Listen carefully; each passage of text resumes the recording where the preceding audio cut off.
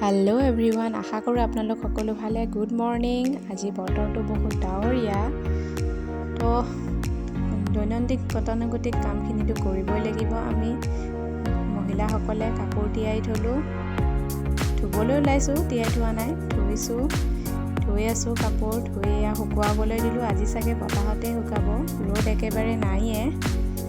তো কাপোৰ কানি ধুই শুকুৱাবলৈ দি কাম বন সকলো কৰিছোঁৱে, আজৰি হৈছোঁ। এই চাওক, তাই সকলো লেতেৰা কৰি বহি আছে। আকৌ কৰিব লাগিব। এটা কাম মই দিনটোত 10 বাৰ কৰিব লাগে। চাফা কৰি কিনে তাইক লৈ যোৱাগৈ, গা ধুৱাব। গা ধুই ওলালে তাই। চাওকচোন, কেনেকৈ খোজকাঢ়িব ধৰিছে গা ধুই। এয়া ময়ো ৰেডি হৈ গ'লোঁ গা পা ধুই। তাইক বহুৱাই থৈছোঁ অকণমান বিচনাত, কাপোৰ কানি পিন্ধাই। আজি বতৰটো যিহেতু ডাৱৰীয়া, তাইৰ কাৰণে এক্সট্ৰাকৈ সদায় বনাওঁ যিহেতু খিচিৰি অকণমানকে বনাবলৈ ওলাইছোঁ। কম মা মছলাযুক্ত চাউল দালি ভিজাই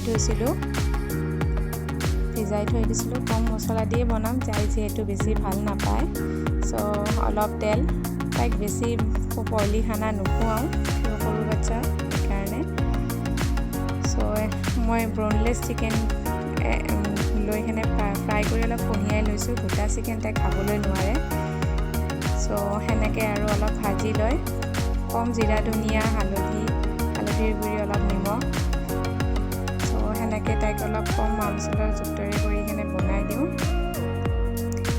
চ' এতিয়া মই প্ৰেছাৰৰ কুকাৰখন ঢাকনখন লগাই দিলোঁ। লগাই দি এটা চিটি আহিবলৈ দিছোঁ।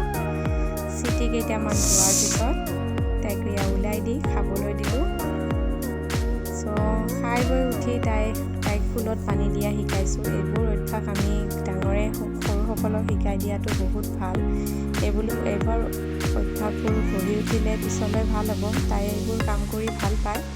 চ' ঘৰৰ বাৰান্দাতে ৰোৱা ফুলকেইজোপাত তাইক পানী দিবলৈ সদায় কওঁ। কাপোৰ কানি আনিলোঁ কুচাই। আজিলৈ বাই বাই, আহিছোঁ।